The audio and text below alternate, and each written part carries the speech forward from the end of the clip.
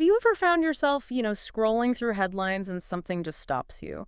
Like a claim that sounds almost too good to be true. Happens all the time. Right. And maybe it was something like, science has finally found a cure for HIV, using stem cells, no less. That's definitely one that gets attention. A lot of hope tied up in it. Exactly. It grabs you, sparks hope. But let's be honest, it probably leads to a bit of confusion, too. Because what if I told you that, yes, while some incredible individual cases have seen patients declared HIV-free this way, the actual process, it's really not simple. Far from it. And it comes with some pretty profound risks. It's definitely not a readily available solution for most people out there. No, not at all. So today, our mission is a deep dive. We're going into your sources, specifically one called the HIV Stem Cell Cure, Hope, Hype, and Reality. A very fitting title. It is. Hello, and welcome to HIV RNA Test Guide Podcast, your trusted source for HIV testing with over 4,500 testing labs across the United States. Ah, okay. So right there, they're setting up a dual focus. Precisely. So you can see we're balancing these two different but, really linked aspects of the whole HIV story. Right. The cutting edge, maybe headline-grabbing stem cell cure potential. Yeah, the wow science. The very practical, absolutely vital role of just reliable everyday testing, managing HIV right now. Exactly. So our goal today is to really unpack the science behind this cure idea, understand why it's still so incredibly rare, delve into those risks we mentioned because they're significant, and then kind of step back and ask, what does it all really mean for the bigger global fight against HIV? That contrast you pointed out is fascinating right from the start. Yeah. The source juxtaposes this almost sci-fi idea, this fascinating yet controversial cure, with the very grounded present-day need for trusted info, especially around testing. It really makes you think, how do these two pieces connect? Right. How do these seemingly disparate things, this radical potential cure, and just the essential day-to-day health management, how do they actually inform each other? Maybe even challenge each other? Yeah, in the big picture of combating HIV. Exactly. So we'll definitely be exploring that tension, the breakthrough science versus the practical real-world application. It's a key theme here. Okay, let's start with the basics then. The fundamental challenge HIV presents. It's been, decades now, and it's still one of the toughest viruses we've ever faced. Absolutely formidable. And the main reason, it seems, is how incredibly sneaky it is. Its mechanism. Yeah, it doesn't just attack our immune system, it actually gets inside our immune cells, hides there. Specifically CD4 plus T cells, Look, right? that's the primary target. It turns the body's own defenders into, virus factories and hiding places. So it basically uses our own defenses against us. Makes it incredibly hard for the immune system to clear it out or for drugs to completely eradicate it. Precisely. These hiding spots are often called reservoirs. The virus lies dormant there. Which brings us to standard treatment. Antiretroviral therapy, RT, it's been a lifesaver, right? Oh, monumental. Absolutely revolutionary. It changed HIV from, almost certain death to a manageable chronic condition for millions. But it has that key limitation. It does. RT works incredibly well to suppress the virus, often to undetectable levels. People live long, healthy lives. Which is amazing. It is. But it doesn't eliminate the virus completely. Those reservoirs we mentioned, they're still there. So if someone stops RT... the virus typically rebounds. Yeah. Comes back out of hiding. So it's control, suppression, not a traditional cure in the sense of eradication. Got it. So that explains why the search for a real cure, something to actually clear the virus, was always the kind of holy grail. Exactly. It seemed almost mythical for a long time. But then something quite unexpected happened. It wasn't part of some grand plan. Oh, like a lucky break. You could definitely call it serendipitous. It started with an observation, a really extraordinary one, in a very specific group of patients. Researchers noticed something remarkable. Okay, intriguing. So not a deliberate strategy, but an observation. What was it? What opened up this whole new avenue? Well, the key discovery was realizing that a very, very small percentage of people naturally carry a specific genetic mutation. A mutation. Yeah, it's called CCR5 delta 32. And what it does is it fundamentally changes a specific protein, the CCR5 receptor, on the surface of their immune cells. Okay. And CCR5 is important for HIV. Critically important. It's like the doorway HIV uses to get into those CD4 cells for most strains of the virus. But this mutation, it basically jams the lock or removes the doorway altogether. So their cells are naturally resistant. Exactly, like a built-in shield. Really? HIV just can't get in easily. And the truly breakthrough moment came when researchers observed patients who needed bone marrow transplants for other reasons, like leukemia. Okay. And they happened to receive stem cells from donors who had this CCR5 delta 32 mutation. And what happened in those patients? The HIV virus inside them struggled. It couldn't infect the new, resistant immune cells that grew from the transplant. The virus levels plummeted, even without RT. Wow. So that's what sparked the idea. That was it. Could this rare natural resistance be harnessed? Could we intentionally use these resistant cells to rebuild someone's immune system and cure their HIV? It was a huge leap. Connecting a genetic fluke to a potential therapy. Exactly. Suddenly there was a tangible target, a biological blueprint for what a cure might actually look like at the cellular level. And that blueprint led to some pretty famous cases, didn't it? The ones that made headlines. It certainly did. The first one, the one that really electrified the world, was the Berlin patient, Timothy Ray Brown. I remember hearing about him. That was back in, what, 2007? Around then, yes. Yeah. He was declared the first person cured of HIV after receiving a stem cell transplant from a donor with that CCR5 mutation.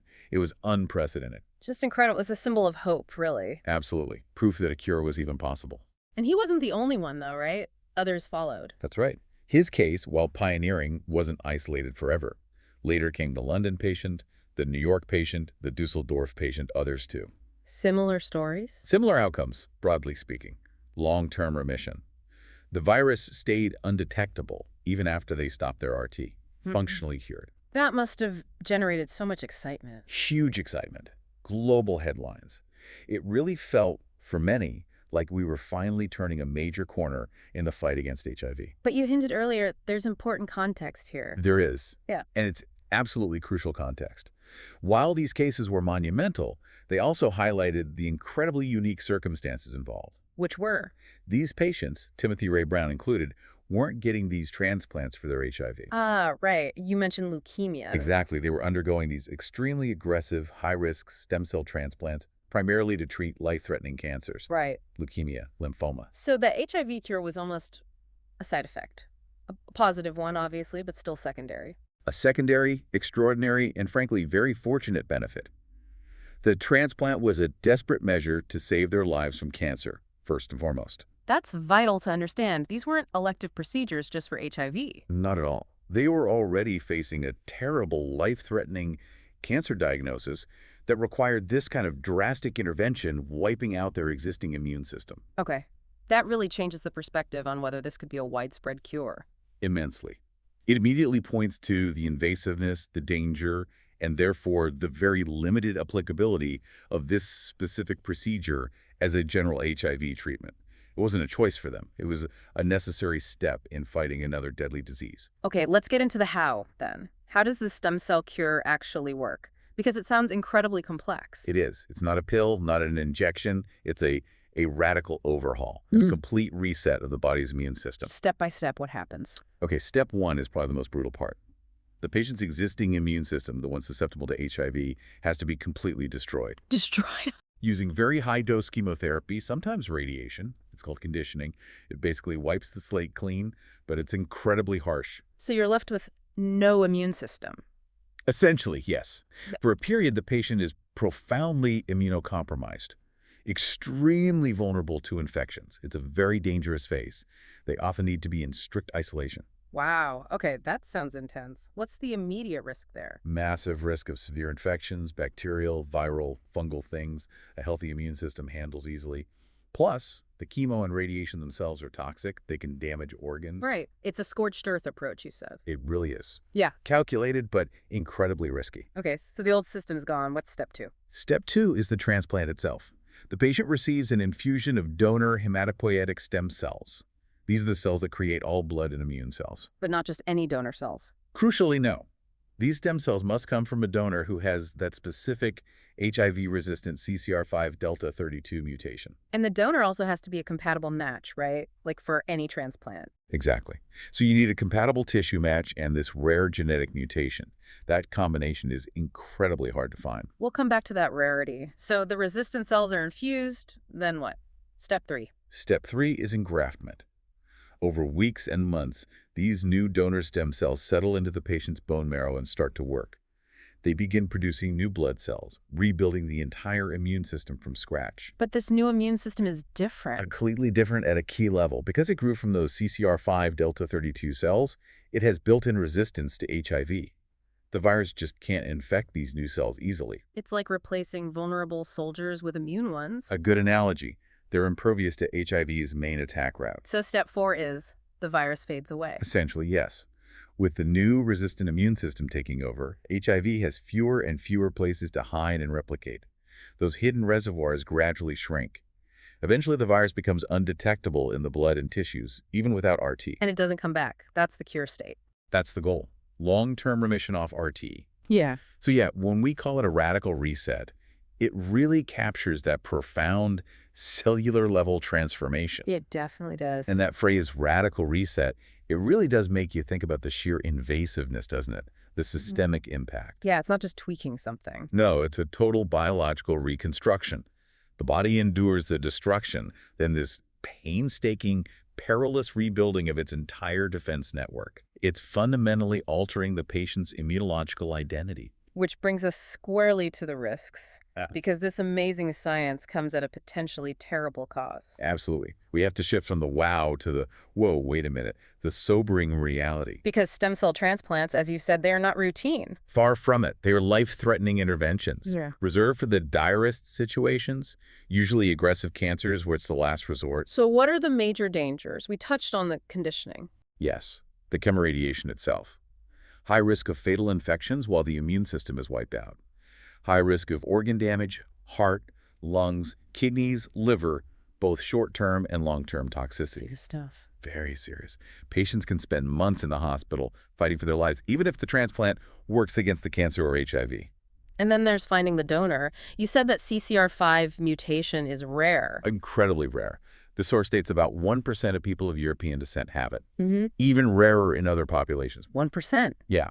So finding someone who is also a compatible tissue match, the odds become vanishingly small. It's a massive bottleneck. A needle in a haystack, true. Yeah, exactly. It immediately limits this to a tiny fraction of people who might potentially benefit, even if they meet the other criteria. Okay, so let's say you beat the odds, you survive the conditioning, you find that miracle donor. Are you in the clear?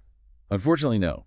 There's another major hurdle, a potentially deadly complication called graft versus host disease, GVHD. Graft versus host. What's that? It's essentially the new donor immune system attacking the recipient's body. The new immune cells see the patient's body as foreign. Precisely. They launch an attack on the patient's skin, liver, gut, other organs. It can range from mild rashes to severe multi-organ failure. It can be chronic, debilitating, and fatal. So even a successful transplant can lead to this devastating outcome. Yes. Managing GVHD is a huge challenge in all stem cell transplantation. And it adds another layer of significant risk here. It really underscores how dangerous this whole process is. Which brings us back to that quote from the source. Right. The source puts it bluntly. In short, while effective in rare cases, it's not something that can be offered to every person living with HIV. That seems like an understatement given everything we've just discussed. It really does. It moves beyond the individual triumphs to the cold, hard public health reality. The combination of the initial dangers, the donor rarity, the GVHD risk, it all makes this completely non-scalable. Not a practical solution for the vast majority. Not even close. It's fascinating science, incredibly hopeful for those few individuals, but it can't be a widespread therapy. The risks are just too high, the prerequisites too demanding. Possible doesn't mean practical or safe for everyone. So let's zoom out then. What does this mean for the bigger picture? The idea of a global cure for the, 38 million people living with HIV? Well, when you look at the practical barriers, the stem cell approach, as it stands, just isn't it? It falls way short. Why? Let's break it down. First off, cost. Astronomical. We're talking hundreds of thousands of dollars per patient, maybe over $500,000 when you factor in everything the long hospital stays, managing complications. Unaffordable for almost everyone, especially globally. Absolutely. That cost could fund effective RT for potentially thousands of people for years in many parts of the world. The economic barrier is immense. Okay, cost is one huge factor. Then risk. We covered this, but the mortality rate. It's significant.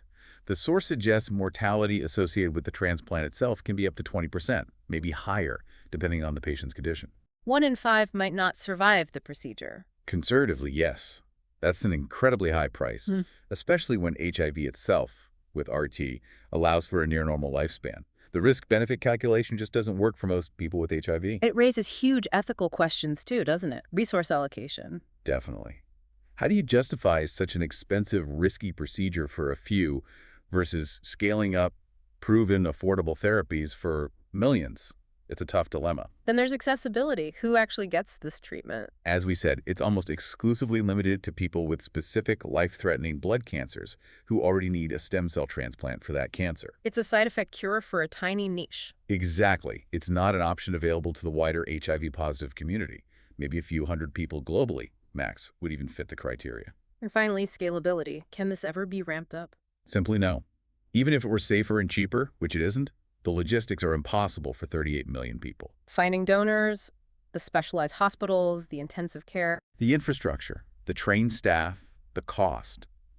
It's just not feasible on a global scale. Right. It remains a solution for a minuscule fraction under very specific, dire circumstances. So putting all that together, Cost, risk, accessibility, scalability.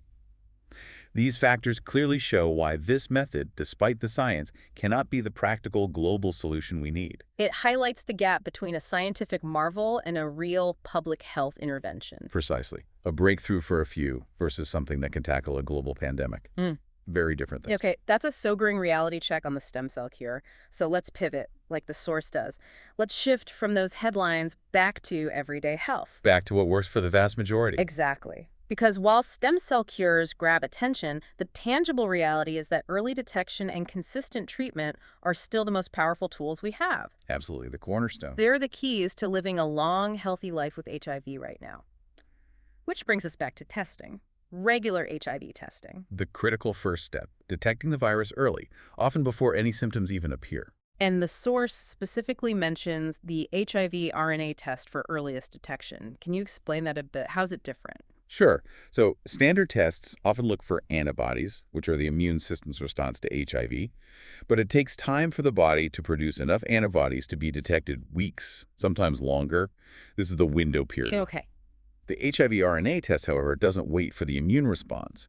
It directly detects the virus's genetic material, its RNA, in the blood. So it finds the actual virus itself. Exactly. Which means it can detect an infection much, much sooner after exposure, typically within, say, 7 to 14 days, sometimes even earlier. That's way sooner than antibody tests. Significantly sooner. It dramatically shortens that window period, allowing for incredibly early diagnosis and intervention. And what are the benefits of finding out that early? They're huge. Early detection means early treatment. Starting ART right away, when the immune system is still strong, drastically reduces the risk of complications later on. Preserves the immune system, prevents progression into AIDS. Correct. It sets you up for the best possible long-term health. But it's also critical for prevention. How so? Because when someone is on effective RT and their viral load becomes undetectable. The UU thing, undetectable equals untransmittable. Exactly. They cannot sexually transmit HIV to others. So early testing leads to early treatment, which leads to viral suppression, which stops transmission. So testing isn't just personal, it's public health. Absolutely. It protects partners, family, the whole community. It's a vital tool to break the chain of transmission. It's powerful. It really is. And what's striking is that contrast again. We go from the super complex niche procedure for a few Right. back to the fundamental importance of something accessible, routine, like testing.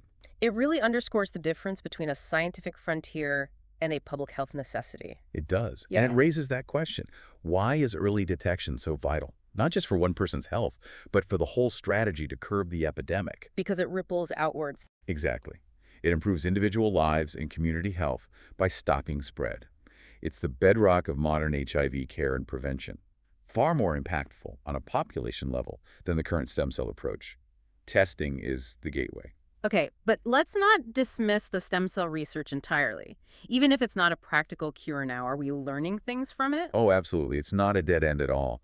Even impractical breakthroughs teach us invaluable lessons. They're pushing research in new directions. Like what? What's lesson one? Lesson one is clear.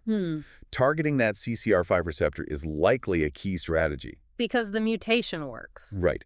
The success, however rare, validates CCR5 as a critical target. It tells scientists, if you can block this pathway, you can block HIV. That's huge for developing other therapies, like finding the virus's Achilles heel. Okay, so knowing the target is key. What's lesson two? How do we hit that target without a transplant? That leads to exploring things like gene editing, the CRISPR technology. Ah, gene editing. To recreate the mutation? Potentially, yes. The idea is to maybe edit a person's own immune stem cells to give them that CCR5 resistance and then give those cells back. So using their own cells, modified. Exactly. That could bypass the need for a matched donor and some of the biggest risks, like GVHD. It's still complex and has its own challenges, but it's a major area of research inspired by the transplant results. A potential game changer if it works safely. Huge. And that connects to lesson 3, paving the way for safer therapies in general. How so? The goal is to mimic the protective effect of CCR5 delta 32 without the dangerous transplant. This could mean developing better drugs that block CCR5. Some already exist, but maybe more effective ones, or perhaps more subtle, targeted gene therapies. So the knowledge gained is driving innovation in other areas. Precisely. The stem cell cure, while not scalable itself, shows us what needs to be done biologically. It's now about finding safer, more accessible ways how to do it for everyone. It's a beacon for future research. That makes sense. Leveraging extreme cases to find broader solutions. Exactly. It's incremental progress. Proof of concept helps illuminate the path forward, even if the first steps are too difficult for most to take. It's laying the groundwork for the next generation of treatments. Okay, so looking to the future is important, but let's also circle back to the present. Living with HIV today. Because the progress there has been phenomenal, too. Right. With modern RT, people with HIV who are on treatment can expect pretty much the same life expectancy as people without HIV. It's an incredible turnaround from a fatal illness to a manageable chronic condition, like diabetes or heart disease in terms of outlook. A testament to decades of work, but achieving that relies on Testing, early and regular testing. getting diagnosed and starting treatment before the immune system takes a major hit. That's the key. Starting ART early preserves immune function, prevents AIDS, avoids those opportunistic infections, sets people up for long-term health. And again, prevents transmission through you. Right, the positive effects compound. And here in the US, testing is pretty accessible, isn't it? Generally, yes. Confidential, affordable, quick testing options are widely available. Clinics, health departments, community organizations, even home tests now. Yet, people still delay getting tested. Unfortunately, yes. Stigma is still a huge barrier. Fear of a positive result, sometimes just lack of awareness about how easy and important it is. Those societal barriers are real. They are. And they need constant work education, compassion, normalizing testing. Which leads to that powerful message from the source. Can you remind us? It's simple, but crucial. Remember, knowledge is power, and testing gives you that power. Power over your health. Power to make decisions. Power to access treatment, protect yourself, protect others. It turns fear into action, uncertainty into clarity. That really highlights the social dimension, doesn't it? It's not just about the medicine. Exactly. Medical advances are vital, but how do we bridge that gap between having the tests available and overcoming the fear and stigma that stop people from using them? It's a societal challenge. It is. It requires community effort, education, empathy, creating an environment where testing is seen as normal, responsible self-care. Not something to dread, but something empowering. Shifting perception, building trust. That's the goal. Okay, so let's try to wrap this up. Our deep dive today, what's the main takeaway? Well, exploring the HIV stem cell cure, hope, hype, and reality shows us that yes, the stem cell cure is a genuine scientific breakthrough, a marvel. What? But it's absolutely not the scalable global cure that sometimes gets implied in headlines. It's risky, incredibly expensive, and only applies to a tiny group facing other severe illnesses. Exactly. Not a solution for the millions right now. But the lessons learned are crucial. Immensely. They're pointing the way towards future research, gene editing, better drugs that could lead to safer, accessible cures down the line. It's shaping the future. So it's that balance again. Awe at the science, but grounded in public health reality. Right. The source balances that discovery and hope with the practical needs of today.